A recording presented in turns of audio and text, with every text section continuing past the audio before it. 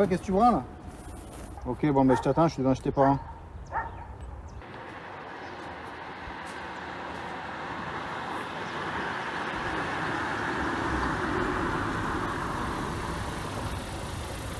T'as pas l'impression de gêner un peu là, non? Non. J'avais un sac comme ça, tu m'as dit non, prends pas ça, c'est trop haut, machin, les dimensions. Mais en fait, mon père il a que ça. Et c'est sur Max. ça va les dimensions avec ça? Bah, je pense pas. Ben non, tu vas faire comment? Bah, je vais payer en plus à Bali. Comment tu veux que je fasse? En vrai, là, ça passe pas, je le fous en soute, je m'en fous, on y a droit. Vous avez on y a droit? Si on veut, on peut foutre notre sac en soute. Mais ouais, moi je le trouve lourd quand même le sac. Après, j'ai pris un livre à ma soeur, j'ai pris des trucs. Mais tu vois, genre le pull, je pense qu'il va rester là-bas. Et ouais, au final, moi j'ai un pull voyage. Moi j'en ai les deux.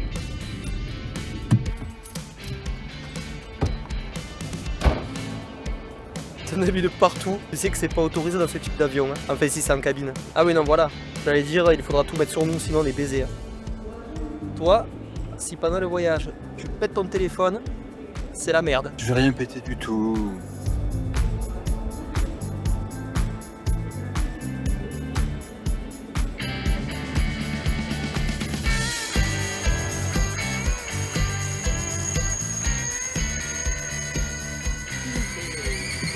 Ouais, bon, après, il passe souvent dans le bas. On est parti du sud, il faisait 18. Et là, je te dis, je sens la différence de ouf. C'est là, normalement. On est deux là. Oh, mais des grésouillés. Oh, bah alors? Bienvenue à Paris. C'est quoi, c'est un making-of? Ça fait plaisir. Ah bah, je l'ai découpé, hein, putain. Ça part dans les terres de Tolkien. Et encore, on a fait au plus simple. Putain. Il manque plus que ça. Hein. Et tu C'est vous bon. rendez compte un peu? Ça va être ouf.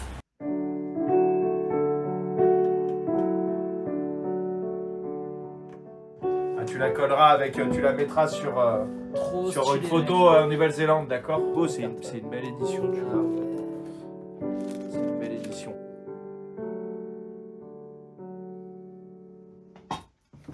Putain, c'est bon. Et bon voyage en Nouvelle-Zélande. Le 8 novembre 2024, nous avons quitté Paris. Avant de partir, notre cher ami Antoine, grand admirateur de Tolkien, nous a adressé ses bénédictions. Il ne voyage pas avec nous, mais son esprit nous accompagnera à travers ses récits et anecdotes sur la Terre du Milieu. Mais pour l'instant, il est temps d'embarquer pour notre première escale à Guangzhou, en Chine. Une halte de 12 heures nous attend, où le voyage commence à peine et où l'arrivée semble encore lointaine.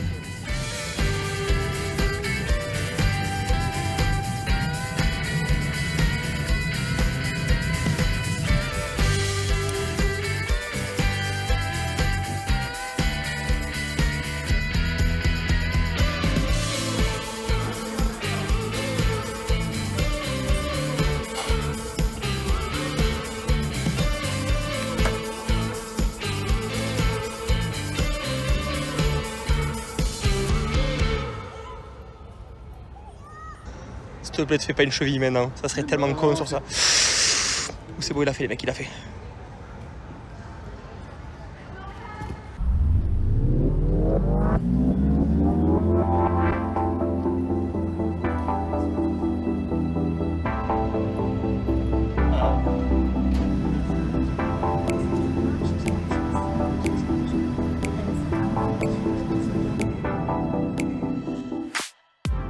Vient enfin le moment de prendre notre deuxième vol, celui qui nous mènera directement en Nouvelle-Zélande, direction Auckland, la porte d'entrée de l'île du Nord.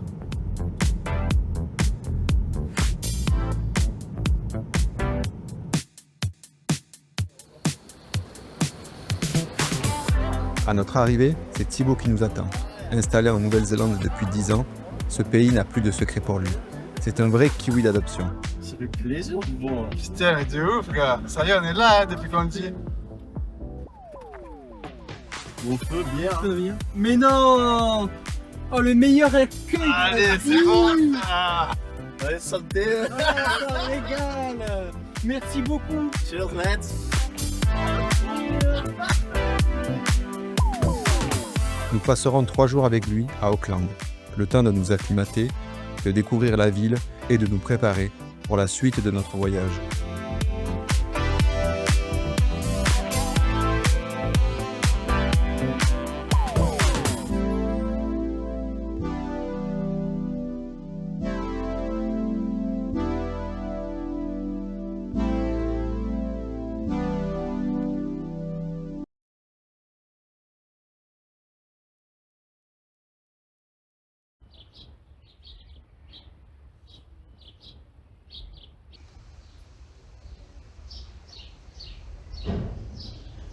Du coup, ils ont acheté le van. En fait, moi, j'ai acheté un van que j'ai aménagé pour voyager.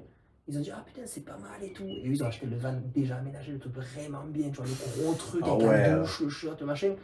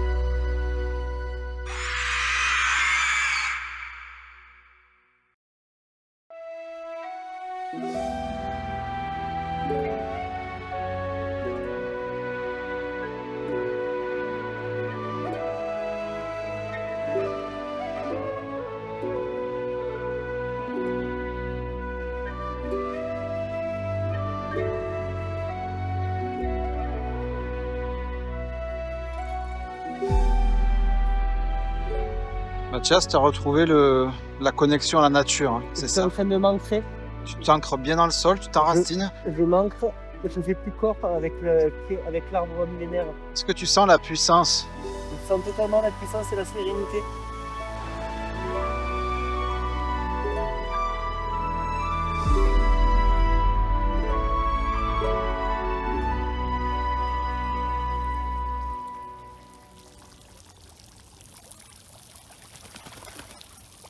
Il faut qu'on appelle Thibaut, il nous rejoint, on boit un coup et on rentre avec lui en trucks.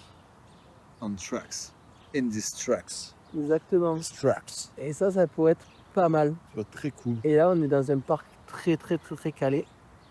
Et on a enfin acheté notre carte de transport pour bien pas en profiter. On part dans 2 jours. Je pense qu'on l'a pris pour rien en vrai. Bah C'est pas ouais. grave. Demain, on aurait pu faire pareil et gruger le bus encore une fois. On faisait pareil demain, Ouais. c'est pareil en vrai. First day. Parce que ce matin, on est venu gratuit. Ouais. En fait, on a compris qu'ici, il fallait qu'on passe pour des cons. À partir du moment où on passe pour des Français cons qui comprennent rien, ben en fait, on a tout gratuit. Parce qu'ils osent pas nous dire, bah non, mais les gars, il fallait une carte, il fallait payer et tout. Ils se disent, ah, les pauvres, ils sont débiles. On va les laisser monter. Et puis tant pis pour eux, quoi. N'empêche, on a fait un trajet sans payer. Bah Parce qu'on a fait les débiles. Ben, c'est ça, c'est une leçon de vie, ça. Dans la vie, t'es débile, tu réussis. Ouais. Taureau. Taureau. Vous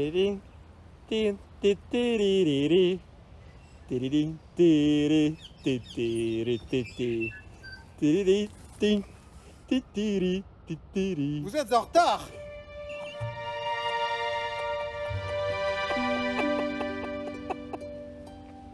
Putain, j'ai pas filmé le début de l'action.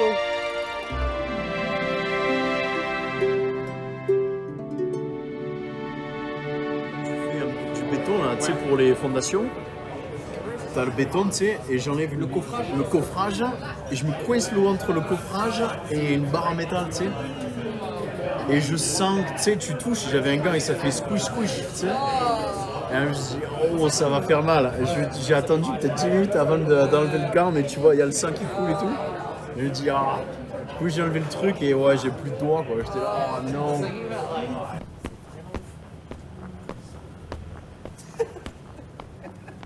Ça, bro. Ton style. It's warm. Tu vas te péter la gueule, mec. Ça, bro. Tu vas te faire mal. Ici, du coup, c'était le. Ils l'utilisent encore, hein. Ah ouais, non, mais ça se voit. Puis même, Tu peux rentrer dedans parce que c'est des restaurants en bas, mais tout le haut, c'est encore des immeubles. Enfin, des immeubles.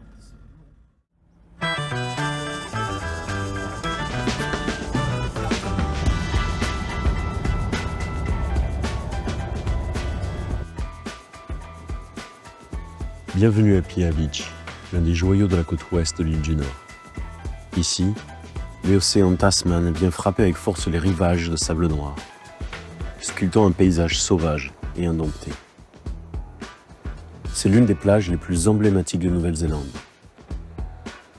Le sable noir, si particulier, est issu des anciennes éruptions volcaniques de la région.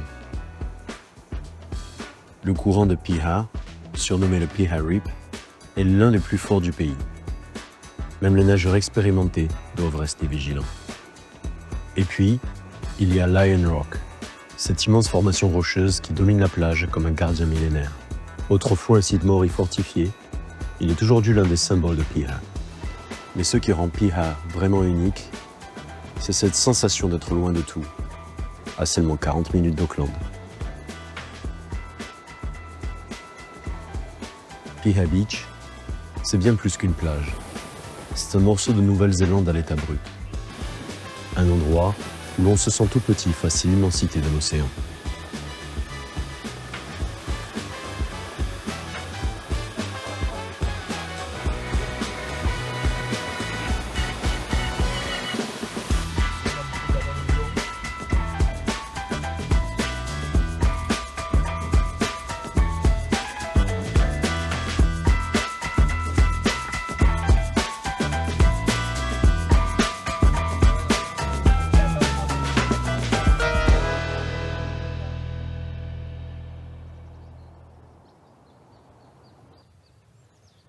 En fait, avec la baie d'Auckland, là, t'es du côté Pacifique, donc c'est l'océan Pacifique.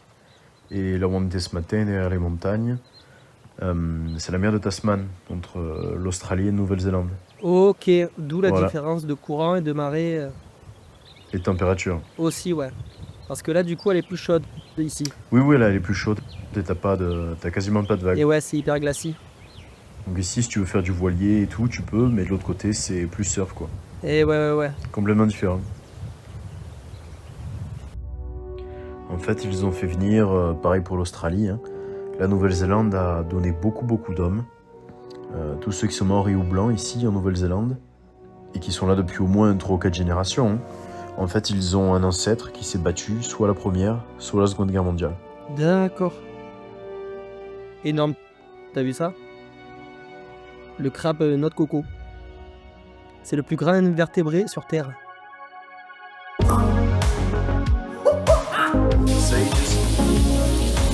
Et ça chante plus qu'ils sont ou pas?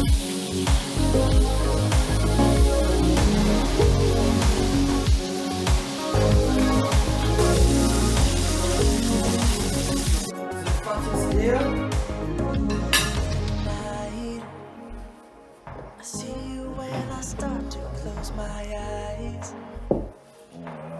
Wonderful. Matthias has been cooking for us tonight. Look at that. Feel your body burning on my mind. Yeah. Still don't know how we let go of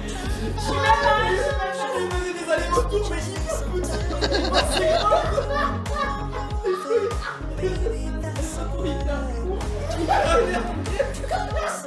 If only for another night. Trying, baby, but I just can't forget you. Can't stop. We are leaving Auckland today. Freaking sad. I wanna cry. Yeah, just cry. Just cry. Cry. Cry for my movie.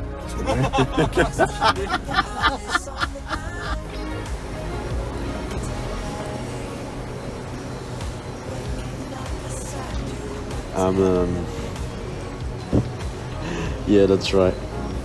Well, just running late. That's why I'm calling you.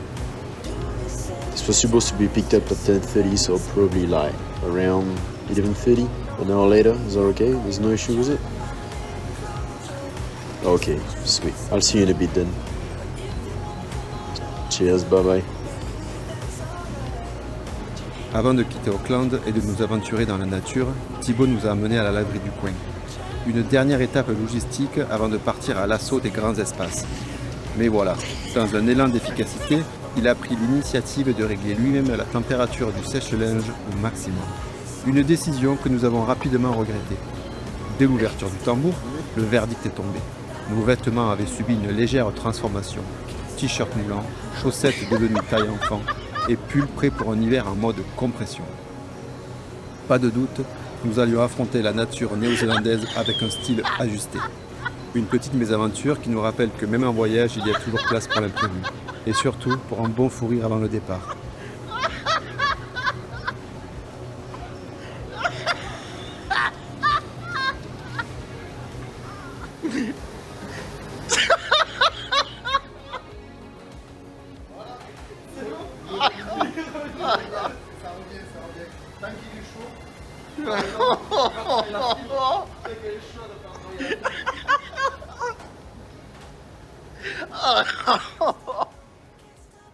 Ah, je pleure. Je te promets, j'ai des larmes. Oh. Mec, ça fait trop chaud.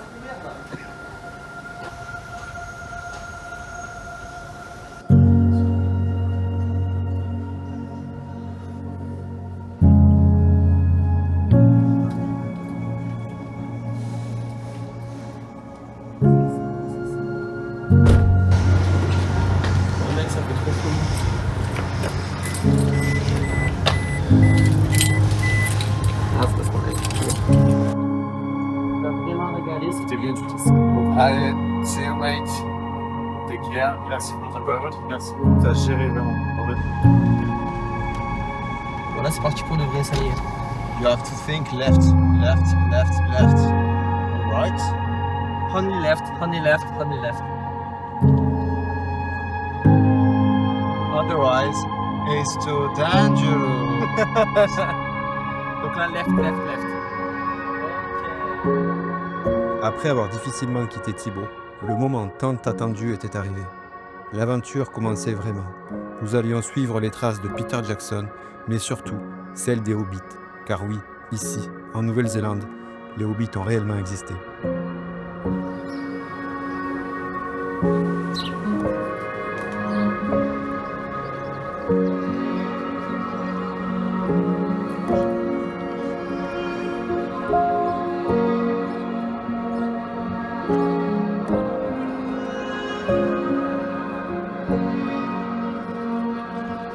L'histoire de Hobbiton débute en 1998, lorsque l'équipe de production a découvert ce site parfait pour représenter la paisible comté.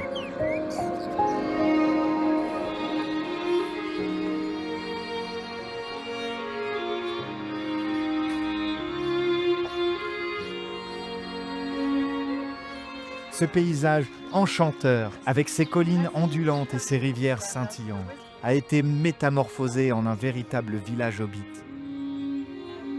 Les décors ont été soigneusement conçus pour refléter l'esprit des livres de J.R.R. Tolkien, et chaque détail a été pensé avec une minutie incroyable.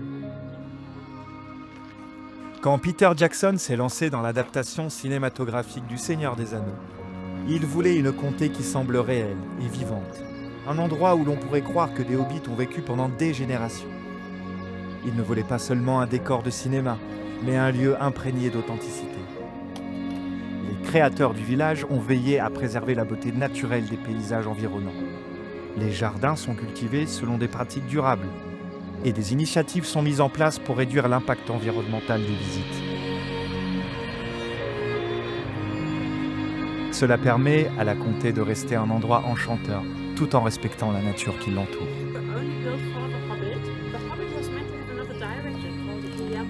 Ce paysage vallonné, ponctué de collines douces et de prairies verdoyantes, ressemblait à s'y méprendre aux descriptions de Tolkien. Après avoir négocié avec le propriétaire, la construction du décor a commencé en 1999. Comme beaucoup de décors de cinéma, il était prévu d'être démonté.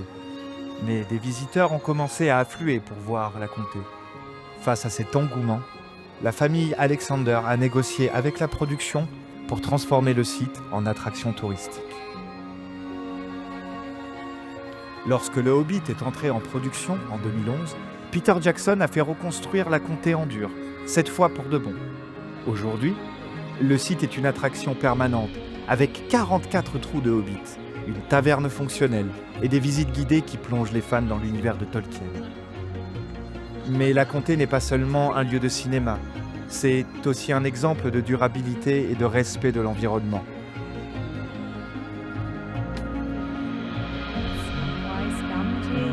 The gardener of Mr. Frodo His front yard here reflects his love of gardening with some equipment there, freshly growing things. And our gardeners, they exchange weekly what's growing there so that it's always like nice and fresh. Very nice.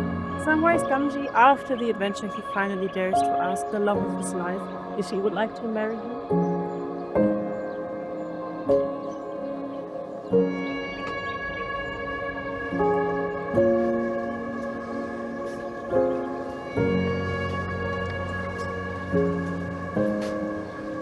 Oh my god. Ça c'est amazing mec. C'est incroyable. Attends.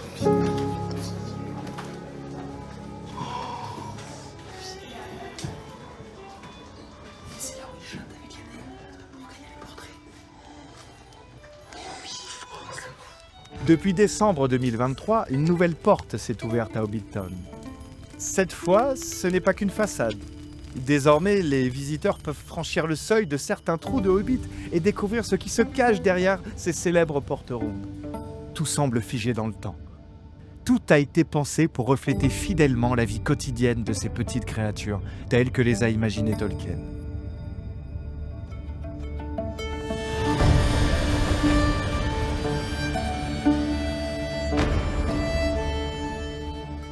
L'échelle des lieux, ajustée à 83%, permet aux visiteurs de s'y déplacer confortablement. Un monde à la taille des hobbits, chaleureux et accueillant. Ici, chaque objet raconte une histoire. Un fauteuil usé par des années de lecture, une pipe abandonnée sur la table, un pain fraîchement sorti du four. On s'attend presque à voir Sam Gamgee surgir de la cuisine ou à entendre Bilbon griffonner dans son journal. Pour la première fois, Hobbiton ne se contente plus d'être un décor, il devient un véritable foyer. La comté, c'est le cœur du paisible monde des hobbits inspiré par la campagne anglaise où l'auteur a grandi. La comté incarne un refuge idyllique, loin des tumultes du reste de la Terre du Milieu. C'est un lieu de simplicité et de joie, où les hobbits cultivent la terre, festoient et vivent en harmonie avec la nature.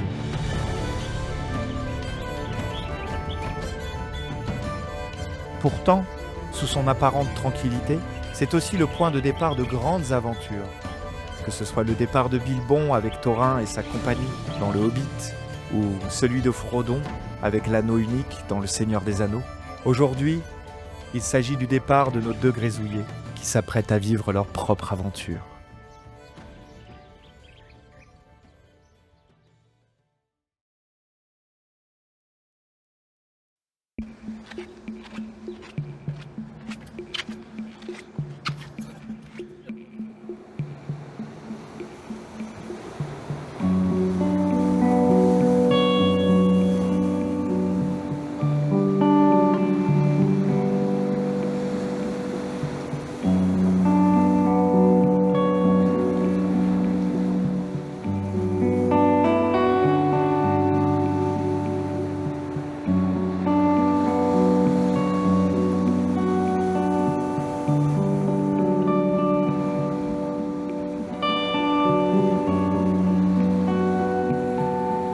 En fait, il y a des petites vagues, mais elles sont petites et elles cassent hyper vite. Du coup, je pense que c'est pas super agréable à surfer. Et ça donne quand même envie d'aller à l'eau, hein. Peut-être là, mais... At sunset,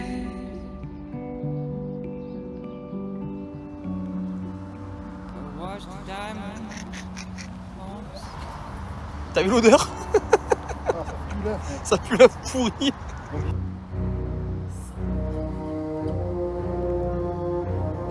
Près de la ville de Rotorua se trouve une forêt qui semble tout droit sortie d'un conte de fées. La forêt de Redwood. Dans cet écrin de verdure, des arbres majestueux s'élèvent vers le ciel, témoignant d'une histoire fascinante et d'un écosystème unique.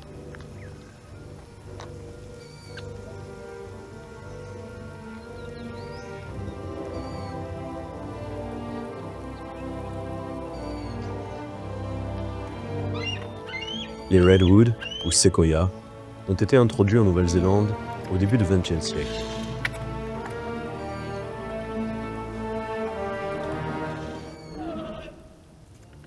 Originaires de la côte ouest des États-Unis, ces arbres impressionnants ont été plantés dans les années 1900 pour la recherche forestière et la production de bois. En raison de leur croissance rapide et leur résistance aux maladies, ils se sont rapidement acclimatés à ce nouveau terreau, créant une forêt d'une beauté spectaculaire. Remarque, je préfère être en hauteur, parce que si jamais on voit des T-Rex, Exactement. parce que bon... Je pense que les vélociraptors, ils sautent pas jusqu'à ici. On est large.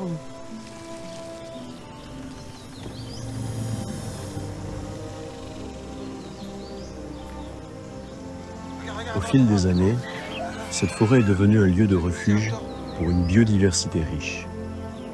Les sous-bois abritent une variété de plantes indigènes, de fougères luxuriantes et d'animaux endémiques. En parcourant les sentiers sinueux de la forêt de Redwood, on est immédiatement frappé par la grandeur des séquoias.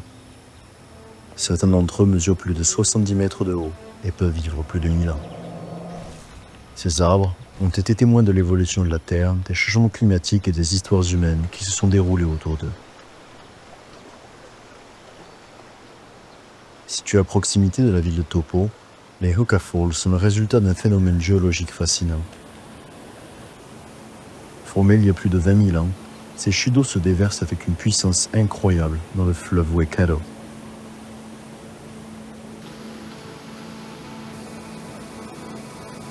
Mais comment ce spectacle naturel a-t-il vu le jour? Leur histoire commence avec le mouvement des plaques tectoniques qui ont façonné le paysage de la région. Le fleuve Waikato, le plus long de Nouvelle-Zélande, s'écoule paisiblement jusqu'à ce qu'il rencontre un étroit goulet créé par des roches volcaniques. C'est ici que la magie opère.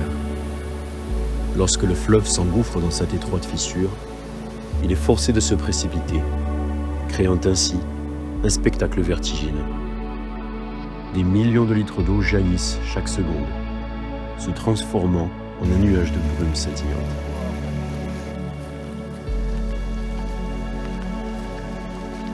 C'est extrêmement difficile de se promener dans la forêt. Ici, il pleut beaucoup.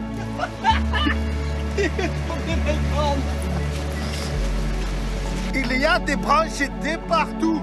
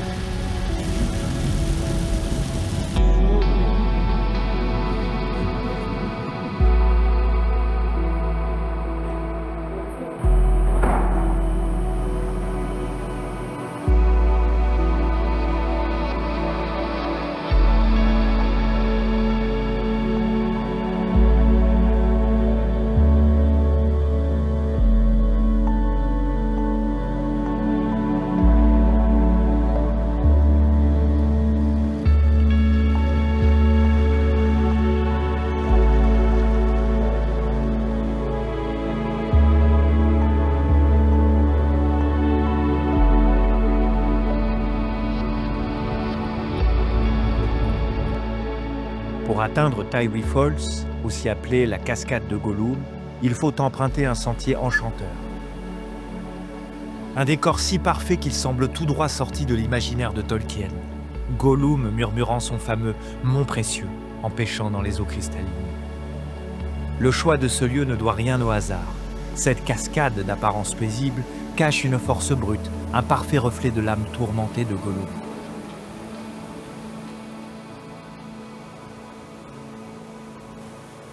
Aujourd'hui, cet endroit est un pèlerinage incontournable pour les fans de la trilogie. C'est aussi un lieu où la nature reprend ses droits. Aucun décor de cinéma n'a été laissé ici. Seulement la beauté brute d'un paysage qui n'a besoin d'aucun artifice pour raconter son histoire.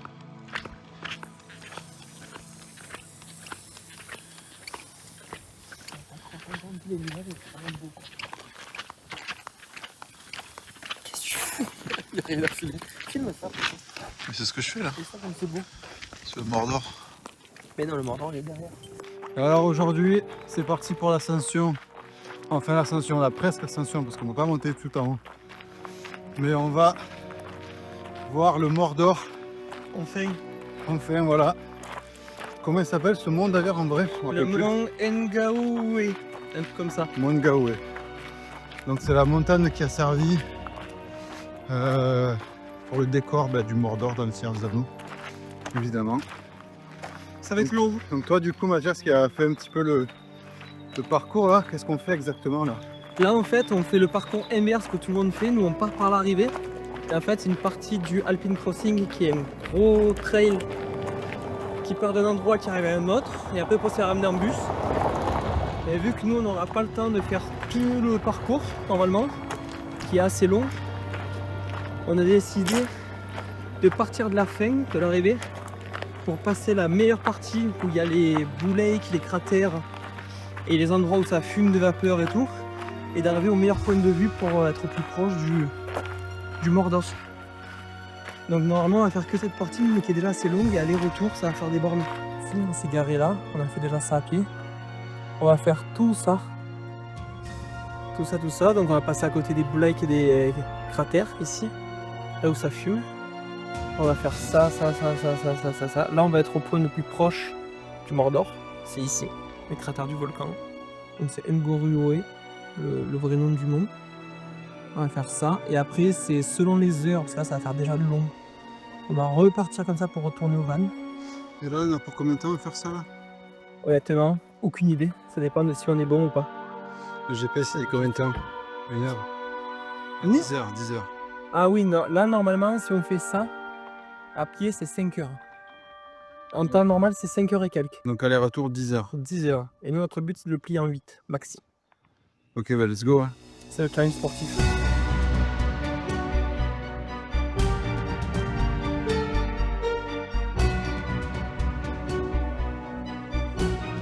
Le parc national du Tongariro est un joyau de biodiversité et de paysages à couper le souffle.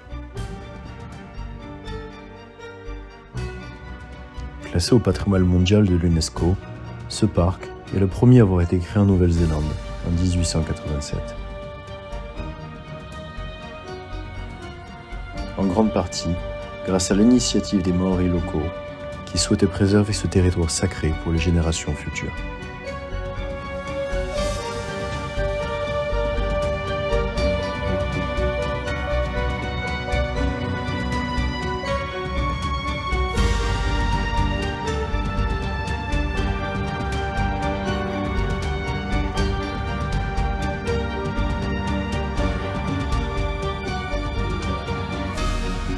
Le parc s'étend sur plus de 79 000 hectares et abrite un éventail de paysages allant des volcans majestueux au lac d'un bleu éclatant.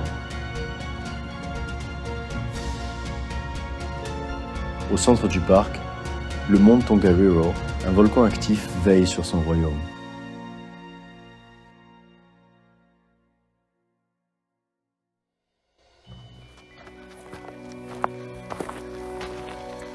Avec ses 3 sommets emblématiques, Ngauruhoe, Ruapehu et Tongariro lui-même, ces géants de pierre sont non seulement des merveilles géologiques, mais aussi des lieux d'une grande signification spirituelle pour le peuple maori.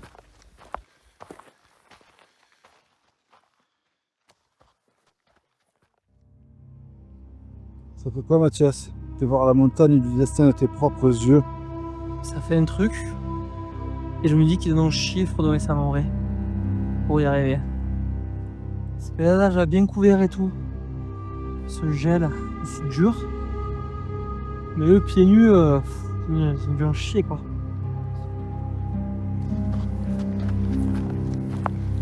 Le parc national du Tongariro a également gagné en notoriété grâce à son rôle emblématique dans la trilogie cinématographique Le Seigneur des Anneaux, réalisée par Peter Jackson.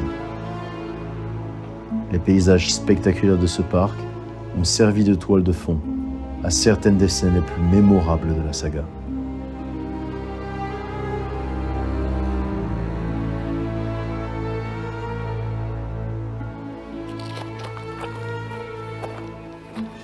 Il s'appuie ici, Frodon, pour monter. Il s'est appuyé comme ça.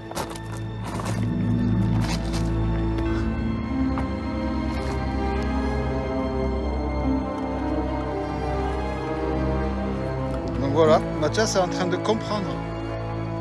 Mathias est en train de comprendre qu'en fait on fait plus, on fait plus de marches que si on avait fait le tour normal quoi. Ouais, mais au moins on récupère le van après. Là, on va là-haut.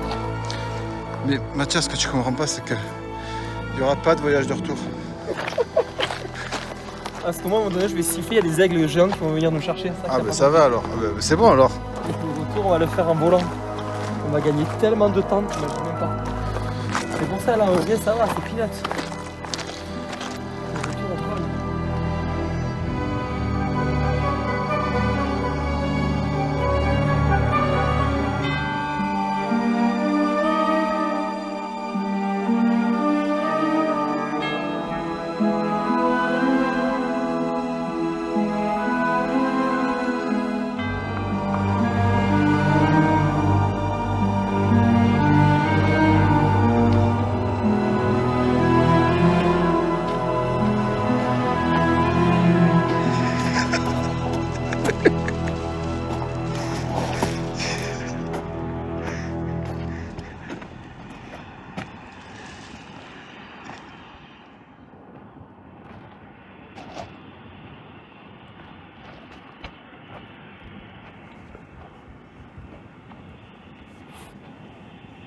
La randonnée emblématique du Tongariro Alpine Crossing attire des aventuriers du monde entier. Ce sentier de 19 km offre des panoramas époustouflants sur des paysages lunaires, des cratères volcaniques et des lacs de cratères d'un turquoise éclatant.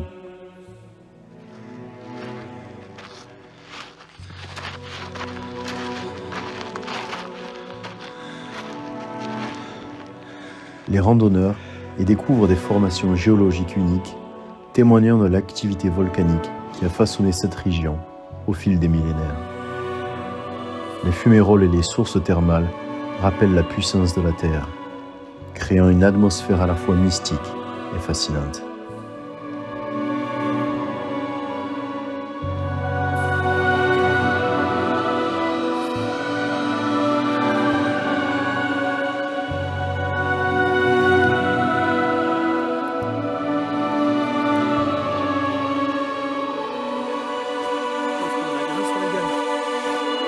Regarde là, c'est le mec qui fait quoi là.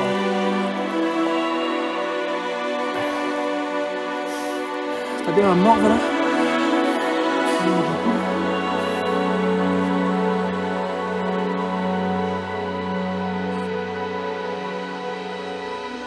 Voilà, on y est, on l'a fait. Donc voilà, la montagne du destin elle est là. Et le cratère il est là, le cratère rouge. Donc là on se prend la grêle sur la tronche.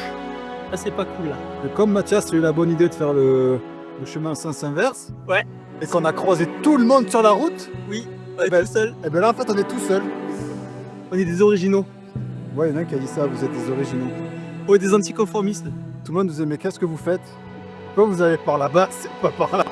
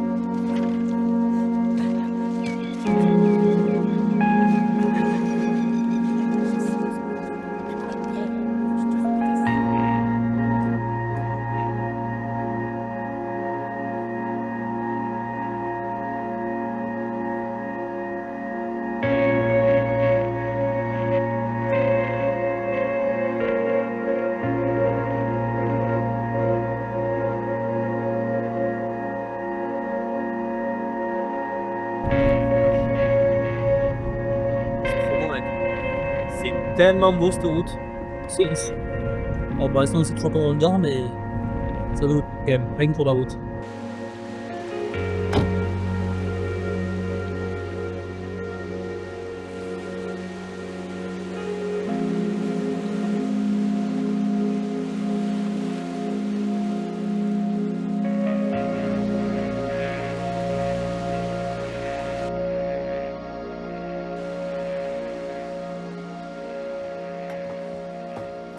On part sur les nouilles.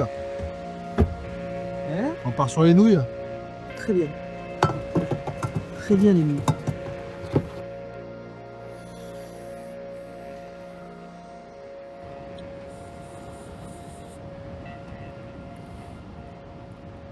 C'est ouf.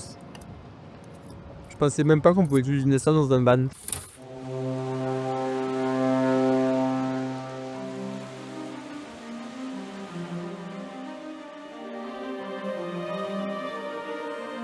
À Wellington, dans un coin discret de la péninsule de Miramar, se trouve un lieu où l'imagination prend vie.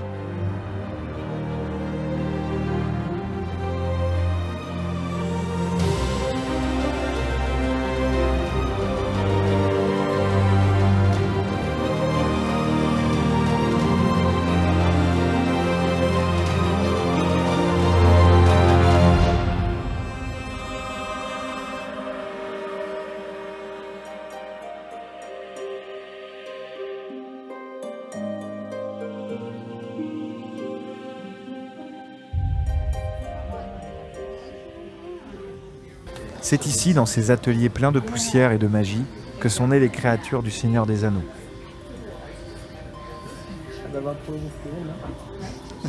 Fondé en 1987 par Richard Taylor et Tanya Roger, Weta Workshop était au départ un petit studio d'effets spéciaux artisanaux. Mais tout a changé quand Peter Jackson leur a confié une mission titanesque, donner la vie à la Terre du Milieu.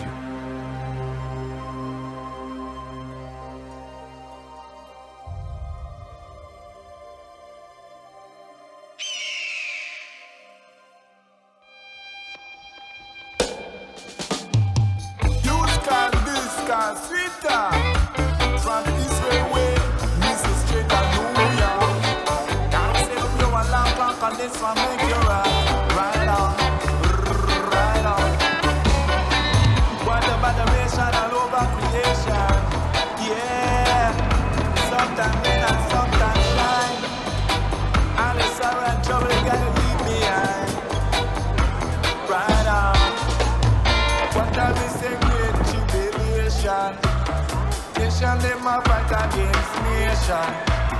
What a mistake, great tribulation. She want a bam bam in a big million.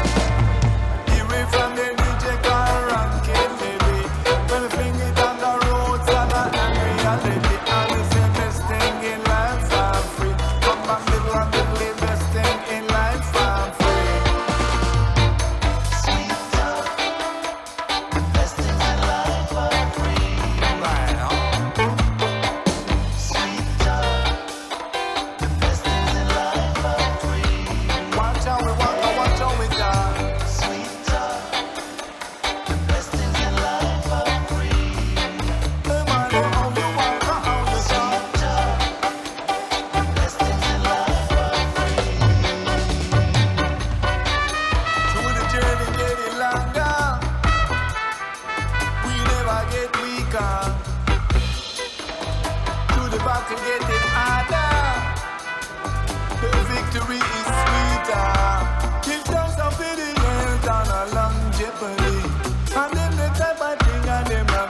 No money, and they say best things in life are free. Bam bam diddle diddle, best things in life are free. And the bird up on the tree, they sing it sweet and melody. And all the fishes that the Caribbean see them sing best things in life are free. And they say best things in life are free.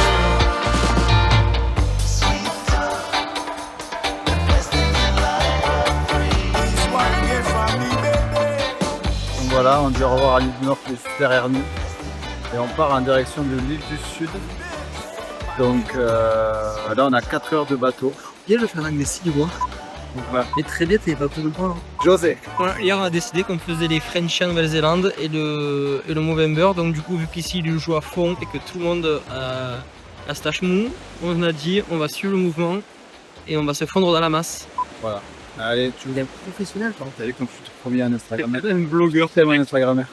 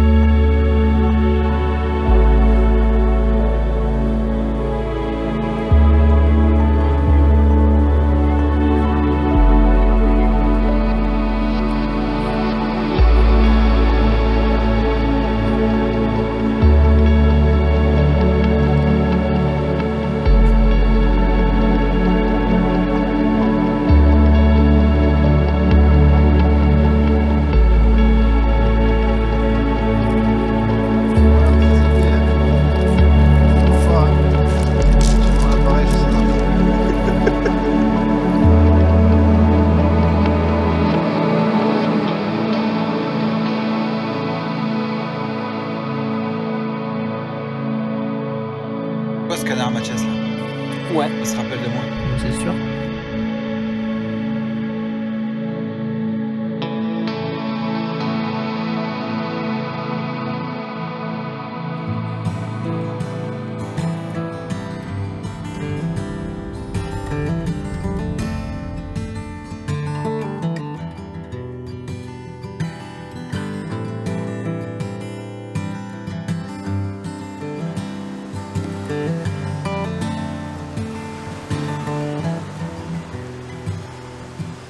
She's waiting for the hummingbirds to fly by, sitting peacefully in the morning light, asking nothing in return. She's waiting for the hummingbirds to fly by with the most beautiful smile.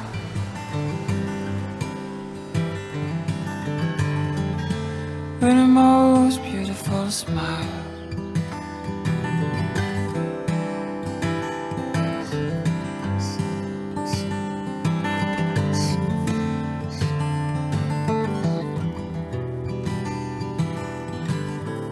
When I'm around her, I feel safe. There's a magic river flowing in the gaze. She gives me real love all the time. She gives me real love, it's all that matters now. No byłem spod Tuesday? Go to the gym. Go to the gym. Rama. Dis-toi, c'est 5 minutes désagréables dans ta vie. Et après, c'est fini. 5 minutes 5 minutes. Par contre, pour que ça fonctionne, faut que je me mette dans le même état ridicule que toi. Ah ben oui. On est d'accord.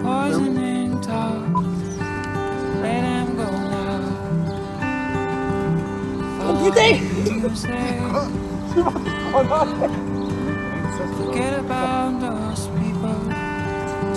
C'est bon. Attends, mais il faut que tu me laisses du champ libre. Oh putain!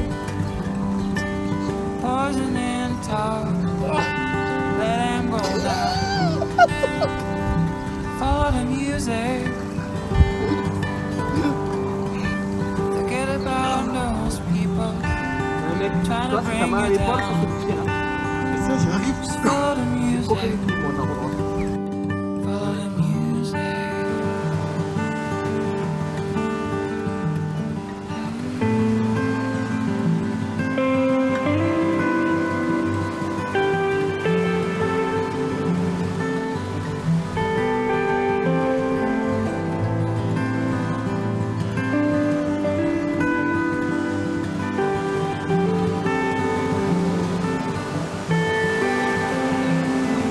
Just waiting for hummingbirds. Sitting peacefully. Asking nothing in return. Just waiting for hummingbirds to fly back. There's such a beautiful spring.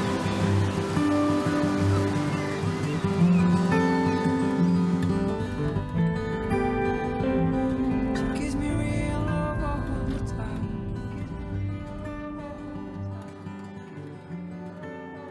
Au cœur de l'île du Sud, les gorges d'Okitika offrent un spectacle presque irréel. Une eau d'un bleu éclatant serpente entre les parois de roches sculptées par le temps. Entourée par une forêt dense où la nature semble intouchée. Et d'où vient cette couleur si intense? Ce bleu laiteux qui défile l'imagination. L'explication se trouve bien en amont dans les sommets enneigés des Alpes du Sud. Là-haut, les glaciers avancent lentement. Broyant la roche, et sous leur poids colossal, ce processus forme alors une fine poussière minérale. Aux gorges d'Okitika, ce phénomène atteint son paroxysme. Plus l'eau est chargée de cette poussière, plus la couleur est intense.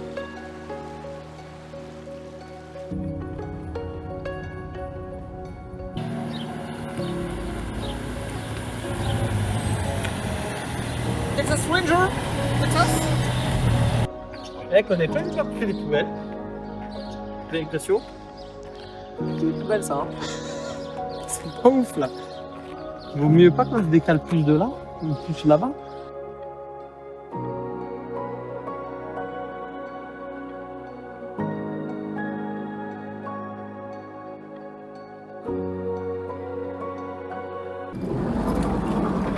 C'est toi le conducteur, mec. Comment fait-on alors? Faut penser à tout ici. Oublie pas ta banane, hein. Franz Joseph. Pour admirer d'au plus près son glacier unique, un sentier se faufile à travers la vallée, en immersion dans un paysage sculpté par la glace depuis des millénaires. Ça fait un moment que t'as plus de réseau. Tu peux me dire ce que t'as appris sur le glacier? Ben il a vachement réduit quand même. Hein. Par contre, qu'il venait jusqu'à là avant. 1908, oui, ici. Tel un fleuve figé, s'étire sur plus de 10 km, sculptant la vallée dans un spectacle grandiose. Mais ce glacier est un colosse en sursis. Chaque année, son front recule, modifiant le paysage et repoussant peu à peu le sentier.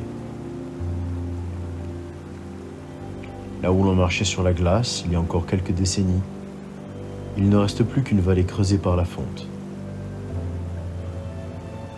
Le sentier débute au milieu d'une forêt luxuriante, où la végétation tempérée contraste avec l'univers minéral qui attend plus loin.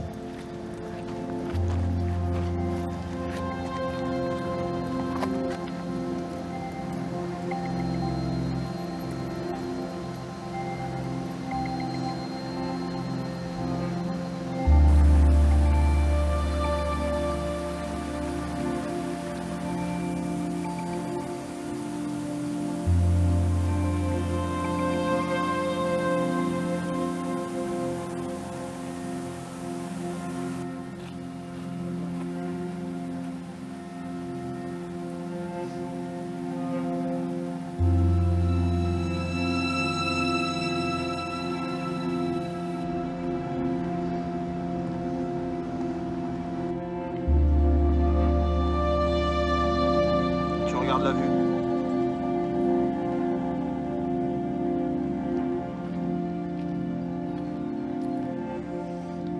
Je veux dire que ça a été fabriqué au siècle dernier. C'est toujours là.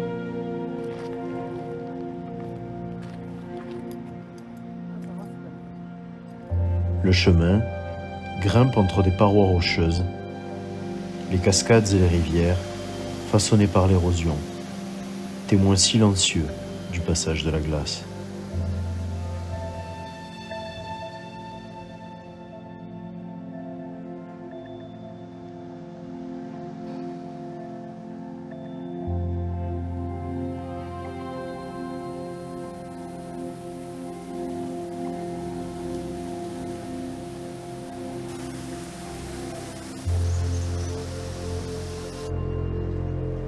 Après 3 kilomètres d'ascension à travers la forêt et 1h30 d'effort, le point tant attendu se dévoile.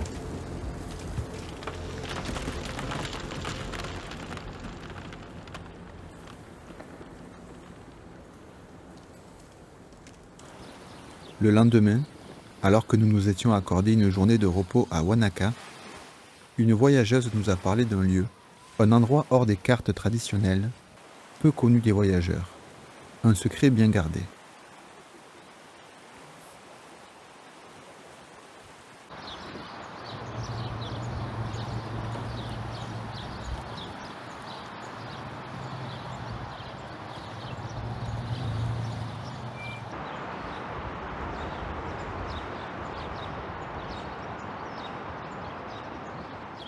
Nous avons choisi un coin un peu en retrait, juste pour observer les gens vivre au rythme de la nature. Ici, pas de simples campeurs, mais aussi des habitants, des voyageurs qui avaient posé leurs valises depuis des semaines.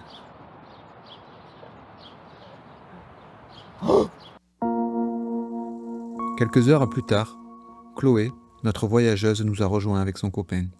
Avec eux, nous sommes allés ramasser quelques voyageurs et sommes allés nous promener autour du camp. Un Néo-Zélandais, installé ici depuis plus d'1 an, nous a fait visiter son refuge au bord de la rivière. Un espace simple, mais d'une sérénité sans nom. Pour moi, c'est vraiment un moment que j'attendais. Une belle occasion de rencontrer d'autres voyageurs et de profiter de la nature.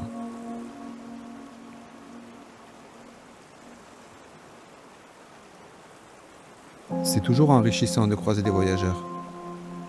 Et c'est toujours surprenant, lorsqu'on est si loin de chez nous et de ceux que l'on aime, de voir à quel point l'on peut créer des liens si forts et pourtant si éphémères avec des inconnus.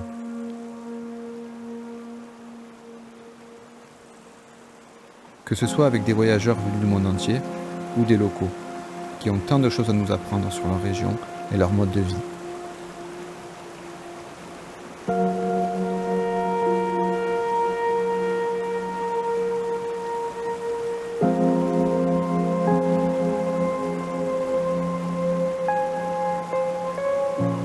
I take tips.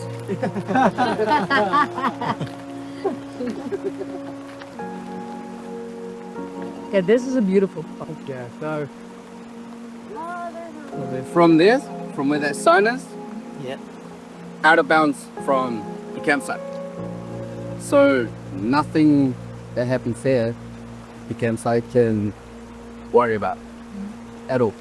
But you cannot camp here. But that means the police will come with you. You know, so like within the campsite looks after you. Here, the cops come with you. Oh yeah, so shit. But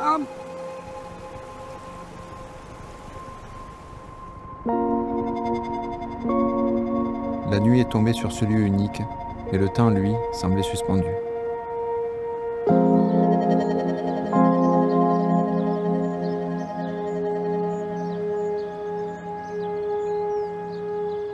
Bon alors, nouvelle marche. On doit aller là-haut. Et il y a 16 km aller-retour, donc 8 km de montée, c'est que de la montée.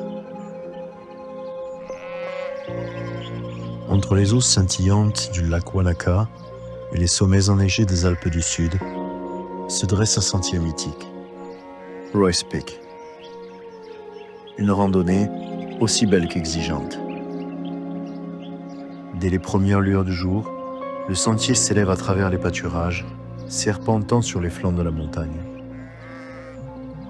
Un dénivelé de plus de 1200 mètres, une montée continue qui met le corps à l'épreuve, mais qui, à chaque tournant, offre une vue plus spectaculaire encore.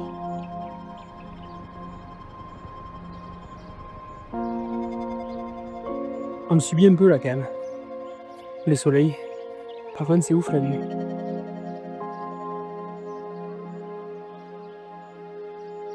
Royce Peak, c'est bien plus qu'une randonnée. C'est une ascension intérieure. Une rencontre avec l'immensité de la nature néo-zélandaise. Une expérience qui, une fois vécue, ne s'oublie jamais. Puis, vient le moment où l'effort laisse place à la récompense. Ça y est. Ça y est. Un peu moins de 10 km arrivé au sommet. Boum. Vue de malade. Voilà un peu cette hauteur là. Yes. D'ici, le monde s'étale sous nos yeux.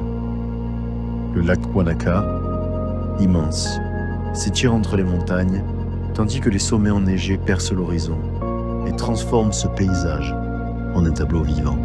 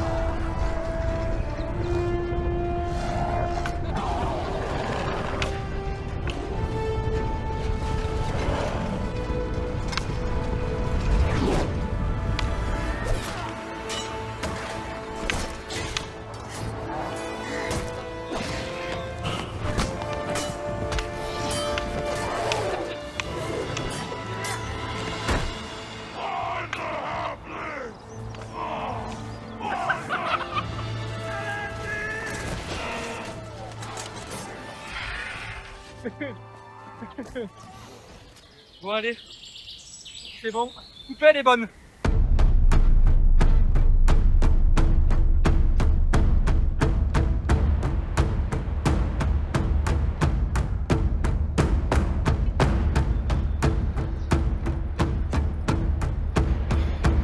Ce pays ne fait que monter.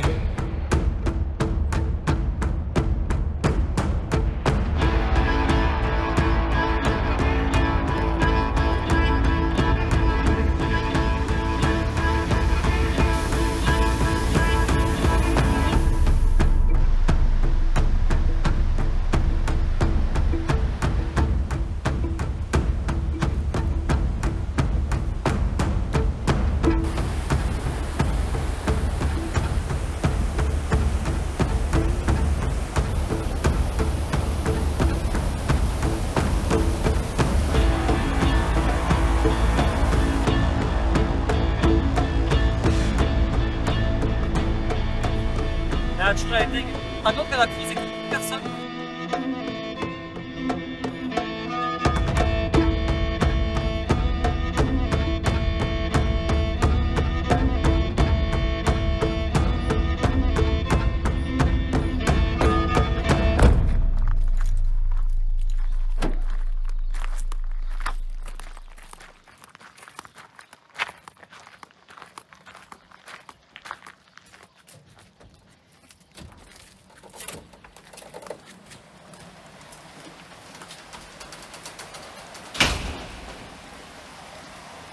Putain, là on est max, mec.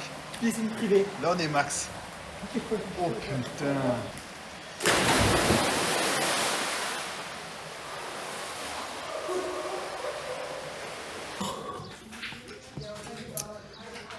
Milford.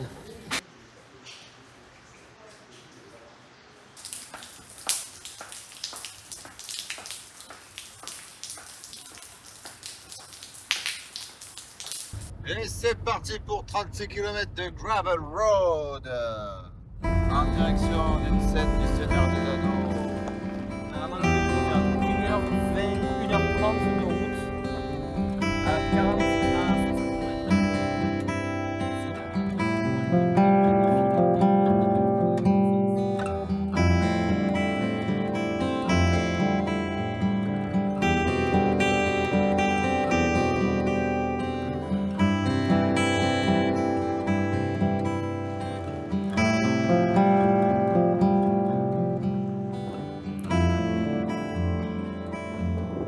Birds in the sky.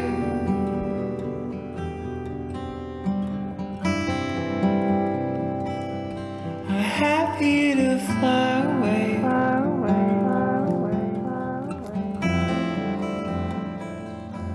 Up north where the C'est ici, lakes à la fin de la communauté de l'anneau, que Frodon, en proie au doute, s'éloigne du groupe et trouve refuge derrière un arbre où il comprend qu'il ne doit poursuivre son chemin que seul. Aujourd'hui, les visiteurs qui s'aventurent ici retrouvent ce décor presque inchangé.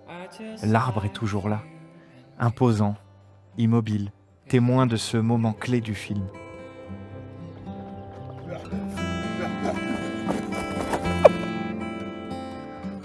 En s'asseyant sous ses branches, il est facile d'imaginer qu'Elijah Wood s'est également tenu au creux de ses racines. C'est aussi le lieu de la mort de Boromir, une forêt encore chargée par cette terrible perte. Tears in the forest.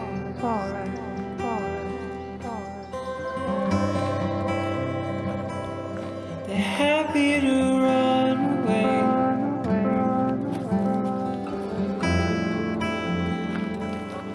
Up north where trees are kissing the clouds. Désormais face au lac, on ressent à la fois la grandeur et la solitude du voyage qui attend Frodon.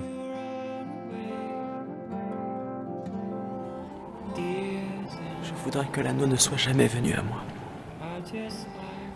Que rien de tout ceci ne se soit passé.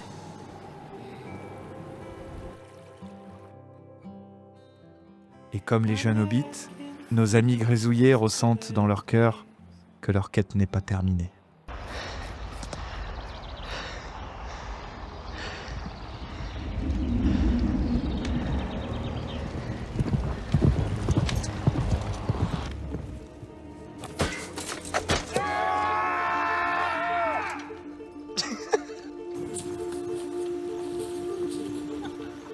de courir comme les gars, un peu dans des petits trophées, vous pouvez faire des jets.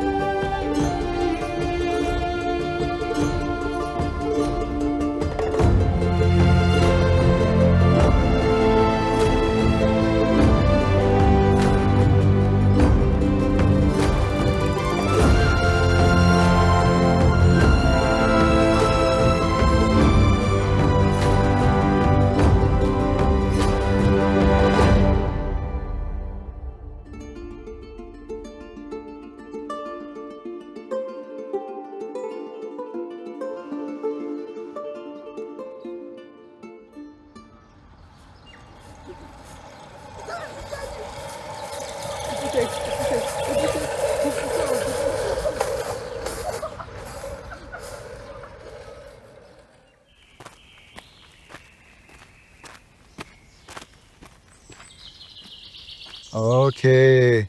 Harakeke, Formium Tenax. So in here you will see the growth. Yeah. 1, 2, 3. So if you hold your hand out, the new growth or the middle, and then you have the 2 on the side. So this is Tirito. Okay. This is the baby. So you don't take this one. And then the parents. Okay. So you've got your 3 there. From this side along, whakapapa for Māori is the knowledge of your genetic line and your history that goes with it. So therefore you have your parents that are the protectors. This side, your mother, your mother's mother, your mother's mother's mother, direct. Whoa. Yeah. On this side, your father, your father's father, your father's father's father, direct.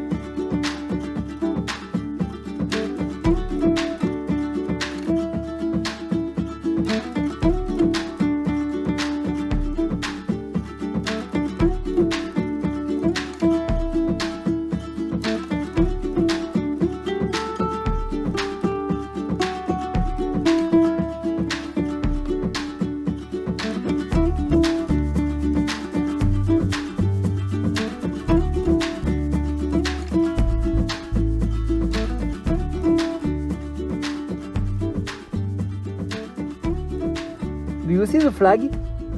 Yeah. The flag behind the Batman? Yes. Eh bien, behind the flag, there is the bars. In the bars, we can drink les coups. Drinkings? Yeah. Oh no, I don't want. I'm too tired. Mais shut up ta bouche. Bien sûr qu'on va y aller. Why should we go? I am too tired. You never tired for spite. 5 minutes? 5 minutes? Yeah. 5 minutes. 5 minutes, no more.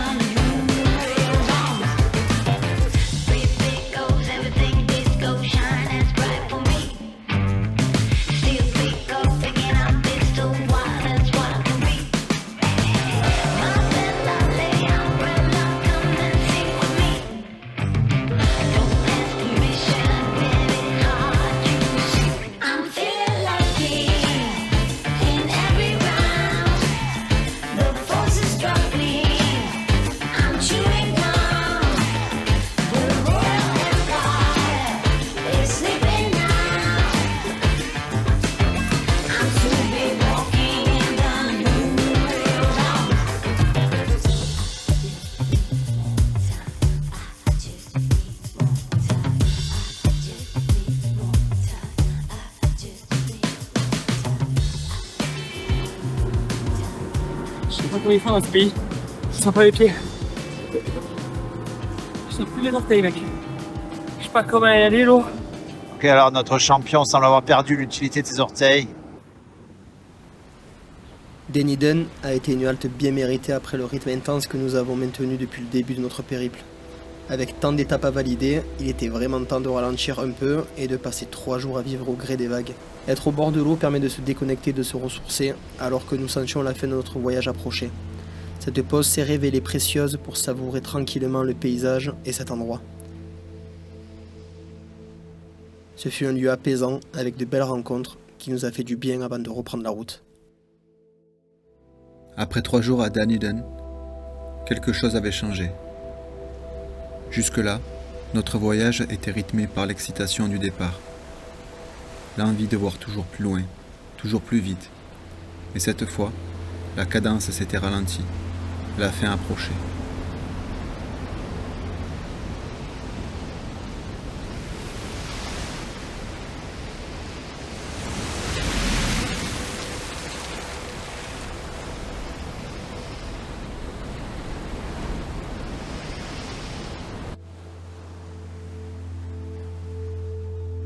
La route s'étendait encore devant nous, mais nous prenions conscience que ce serait l'une des dernières fois que nous pourrions contempler le Pacifique néo-zélandais. Alors, nous avons pris le temps. En voyage aussi, on oublie parfois de savourer l'instant présent. Les jours s'enchaînent, les paysages défilent, et sans qu'on s'en rende compte, on avance, sans vraiment s'arrêter, sans vraiment regarder.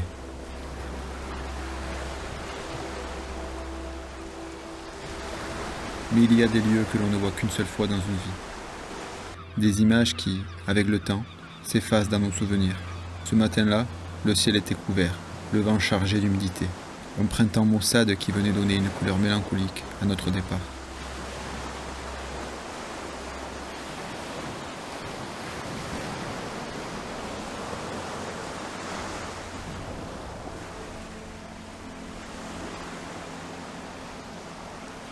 Il était temps de quitter la côte et de repartir dans les terres. Mais pas n'importe quelle terre.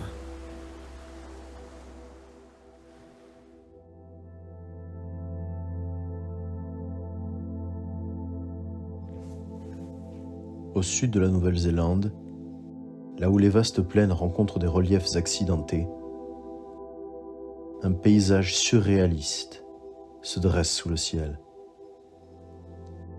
Les Clay Cliffs, situés près d'Omarama, semblent tout droit sortis d'un autre monde.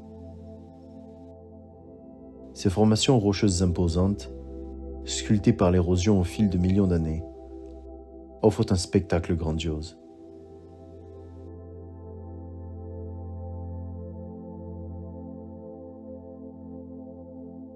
Ces falaises d'argile, de grès et de limon se sont formées il y a environ 1 à 2 millions d'années lorsque d'immenses glaciers recouvraient la région.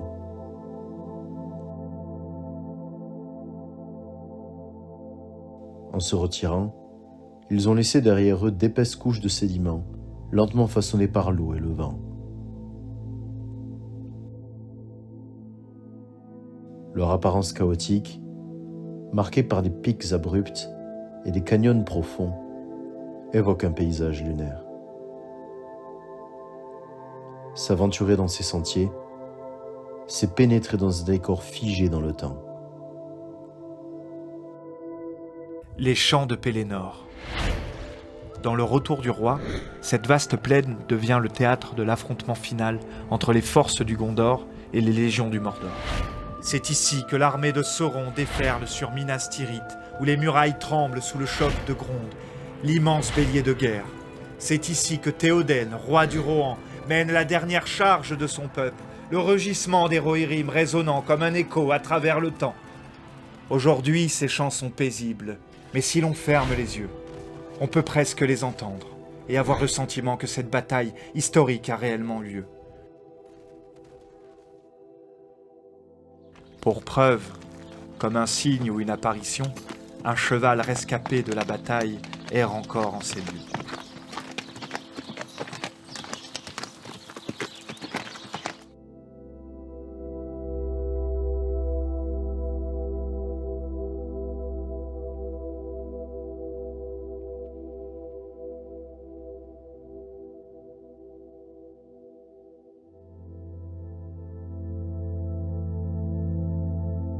On ne peut pas se rendre en Nouvelle-Zélande sans aller admirer son sommet le plus haut. le parc national Aoraki Mount Cook, dans le cœur sauvage de l'île du Sud, a également servi de toile de fond pour certains paysages des plus emblématiques de la Terre du Milieu, dans Le Seigneur des Anneaux.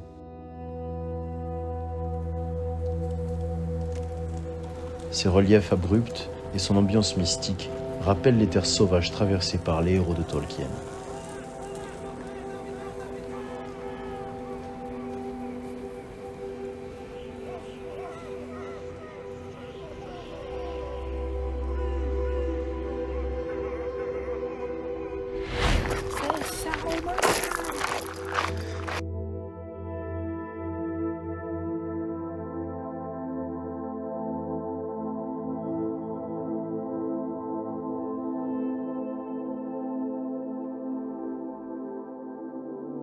Ces vallées offrent des randonnées parmi les plus spectaculaires du pays. Des sentiers où chaque pas rapproche du glacier Hooker, non loin du célèbre Mount Cook qui culmine à 3724 mètres d'altitude. De longues marches qui serpentent entre rivières, ponts suspendus et panoramas à couper le souffle.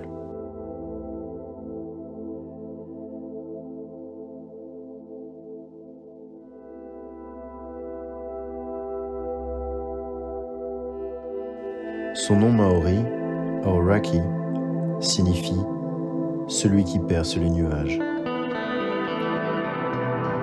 Une appellation qui prend tout son sens lorsque son sommet, souvent drapé d'une fine brume, semble toucher les cieux. C'est trop proche, c'est beaucoup trop proche.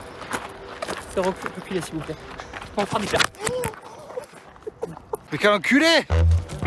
Rando Mont Cook. 3 sentiers d'affilée, 17 km, 4h30 de marche, 2000 marches en montée et en descente sur la Silly Towns, qui casse les jambes.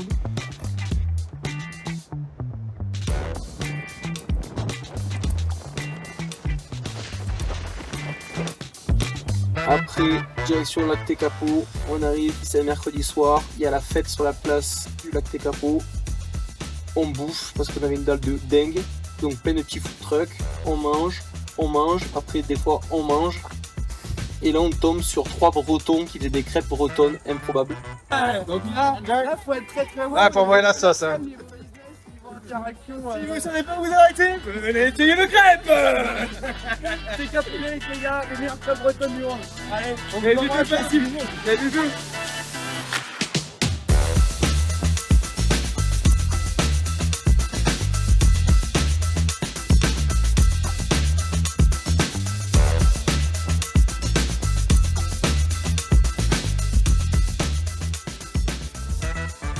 Et là on se cale sur un campsite avec une vue de fou.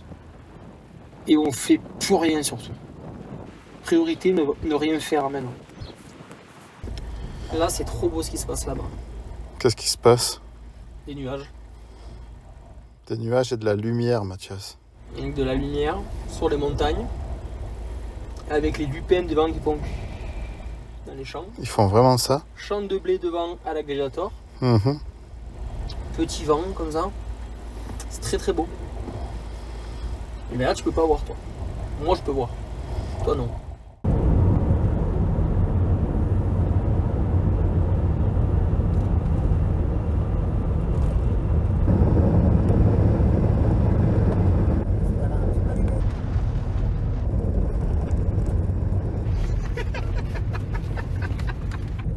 Ici, au milieu des plaines balayées par le vent, se dresse une montagne solitaire, isolée au cœur de Canterbury, un paysage à la fois sauvage et majestueux. C'est ici que Peter Jackson a choisi de donner vie à l'une des cités les plus mythiques de la Terre du Milieu, Edoras, la capitale du Rohan. Sur cette colline, le grand hall de Méduselm s'élevait, dominant les vastes steppes du Rivermark. C'est ici que siégeait Théoden, roi des Rohirrim. Ici que Gandalf a libéré son esprit de l'influence néfaste de Saruman. Ici que le peuple du Rohan s'est levé pour la guerre. Mais ce lieu, avant d'être une légende du cinéma, était une terre vierge, connue sous le nom de Mont Sunday. Une colline solitaire au milieu de rivières scintillantes et de vallées sculptées par le temps. l'équipe du film a découvert cet endroit, le choix a été instantané. Aucun autre lieu ne pouvait mieux incarner le Rohan, ce royaume de cavaliers fiers et libres. La construction du décor a été un exploit en soi. Il a fallu près de 9 mois pour ériger Méduselm.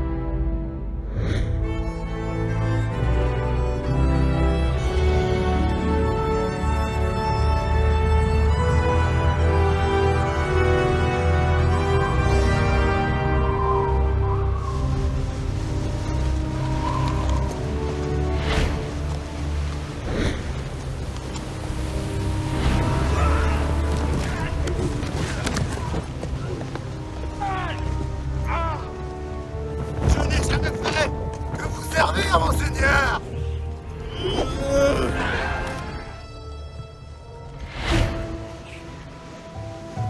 Et pourtant, après le tournage, tout a disparu.